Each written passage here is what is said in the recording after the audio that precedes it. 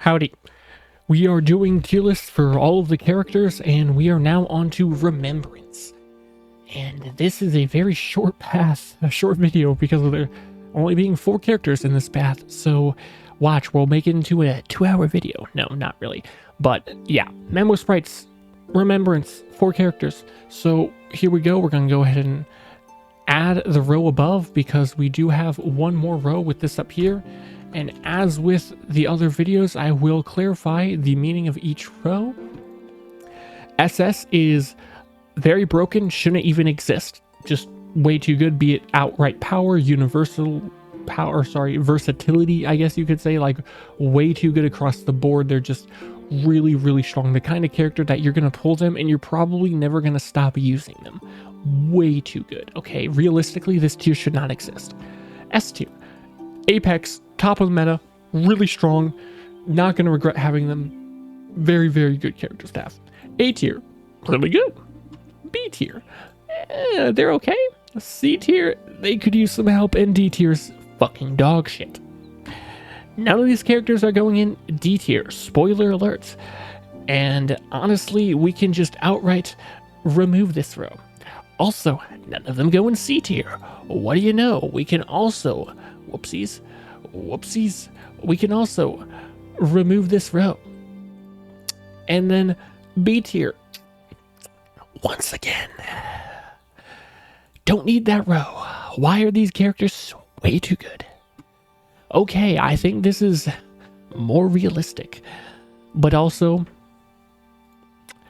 we don't need this row either.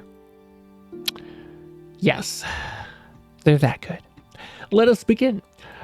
Remembrance MC, S tier, crazy good, very, very strong. Huge true damage buff, works better with characters with high energy maximums, action advance, good personal damage, extremely skill point positive, a massive team-wide crit damage buff. Just all around really strong, and if it wasn't for Tribi, I would say that RMC is the strongest unit in the game for Harmony, right? The strongest, buffer, that's what I should say, because they're not a Harmony unit. I think they are stronger than every Harmony unit except for Tribi. And that's saying a lot with Sunday and Robin existing. Very, very good character. And they're free. They are free. Free 99. Wow. That's pretty great. As a gacha veteran, I must say, giving us a crazy strong character like that just outright for free, pretty awesome. Now, Hoyo makes a lot of mistakes down then, but this was not one of them. I mean, I guess, power creep wise, probably. I mean, giving us for free, that's the part that was a mistake. Next, we have Aglaya. And Aglaya, this is a tough one. A really tough one. Because Aglaya, I would say she's here realistically when you take into account everything, like context included, right? But I would put her in here if you take into account her best team. She is, hands down, the strongest DPS in the game if you have her team. But she's really restrictive because she really wants her team. You really need Sunday to make this work, okay? You absolutely must have Sunday. Otherwise, your energy is fucked. Her E1 does help a lot with that, though. If you have Sunday, okay, and then you also have Tribi, because Tribi's also very important. And then you also have either you skip out on having a healer or you use RMC, okay? That is going to be ridiculous damage right there. These 3, you don't need a healer. They're dead before they hit you. These 3 plus Aglaya is the strongest DPS team in the game. Now you add in her E1 and, oh god, her E2, signature light comes. Holy fuck, the damage. So in the right scenario, okay, if you take into account her premium team, she's the only DPS I would ever put in SS tier, okay? But realistically, not everybody's going to spend like 8 cost on a team, so we're going to leave her in S tier for now. But she is a very strong character and was criminally underrated on her release. People really thought she wasn't good. Pride when putting her in like tier 2. What? Granted, Tribi was not out yet, but still, crazy work. Next, we have Castoris. S tier. She's good. I think this is gonna piss a lot of people off, but I don't think Castries is as good as people make her out to be. She's good, you know. She's okay. I know that's a little weird to say when I put her in S tier alongside the other two after I hyped them up so much, but I say that as in relatively speaking, okay? Like, relative to the 3.x DPS we've been getting, she's just sort of there, right? She's not worse than the other characters, but I don't feel like she's especially better than the other characters. Now, you could say she's much better now because of her premium team with Hyacinth, and I mean, that is true, but I don't feel like she has a lot of power creep proof. For example, now, I mean, Aglaia doesn't have this, but compared to like some of the older DPS, she doesn't ignore enemy weakness type, all right? She can't just break toughness outright. That's a little unfortunate. I mean, Aglaia's got high enough damage, she doesn't need to, let's be honest here. And she also has she works weirdly with Sunday. Some of the buffs with the characters are a little weird here and there.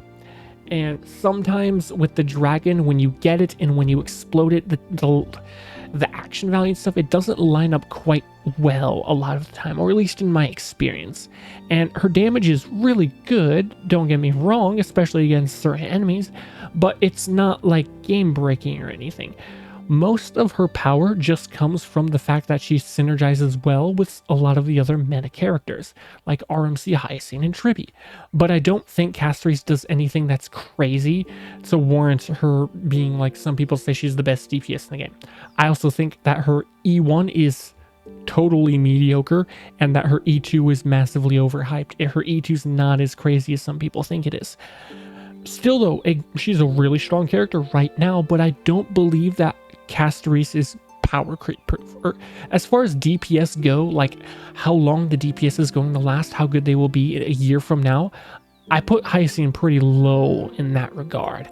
I don't think she will sustain her power in the long run. She's very much a here and now kind of DPS, but she's still really cool and her animations are amazing, and she's very, very strong right now because the meta shills out to her extremely hard, especially the Pollux boss. And lastly, we have Hyacinth. We're already 7 minutes in. Come on, we gotta make this less than 10 minutes. Hyacinth. SS. What the fuck? Just like Tribby, why is she in the game? Hyacinth does ungodly damage. You will see several 100,000, sometimes up to 1 million damage. And she's the healer. The healer. Why does she do so much damage? She has you build her with over 200 speed. Holy fuck. She has crazy good damage. She has really, really solid team-wide healing. She gives a considerable HP increase to the team, which means more damage for HP scalers. Very good synergy there. And just in general makes the team tankier. She's a healer with preservation kind of tankiness because she gives more max HP to the team. So she has a pseudo one-shot safeguard, right? You could say. She gives a lot of stuff, and she's got a memo sprite, right? Because she's a healer with a memo sprite, which means even more synergy with like memo sprite teams such as Castries. She is way stronger than she needs to be. Even without her light cone, she's crazy. Then you add her light cone in, oh my god, her light cone is one of the best light cones in the game, top 3. It is way overtuned, just ridiculously overtuned. Why? Then you add in her Eidolons, oh my god. E1, huge increase in her power, okay? You get another 50% HP increase to the whole team. 50. What? Means even more tankiness, even more damage for your HP scalers. And you know what?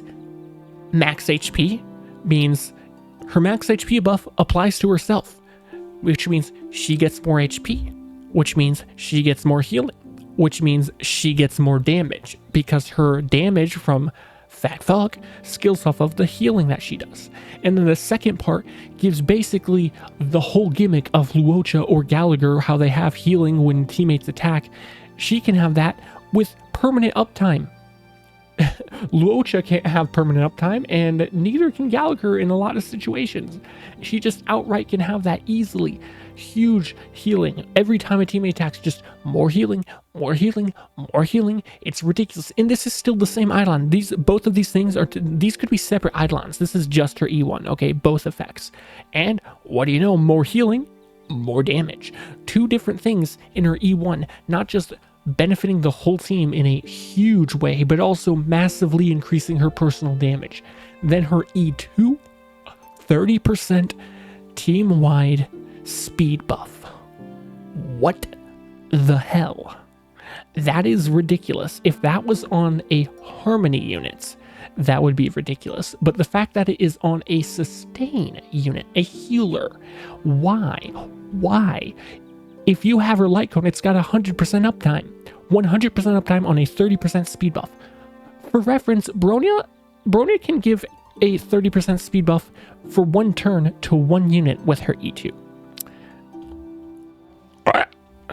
If only you could see my face right now.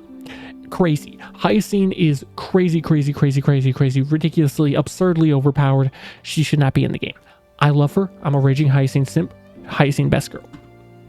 And that's it for the Remembrance units. We are done. That's all of them. I don't know if you can hear the birds in the background, but my window is open and it is currently about to be 6 in the morning. Your boy needs sleep, but I needed to get this shit done. Now, if you have any differing opinions, let me know in the comments. Tier lists are subjective. It's not an objective thing. But, you know, I like to hear opinions and stuff, so let me know what you think.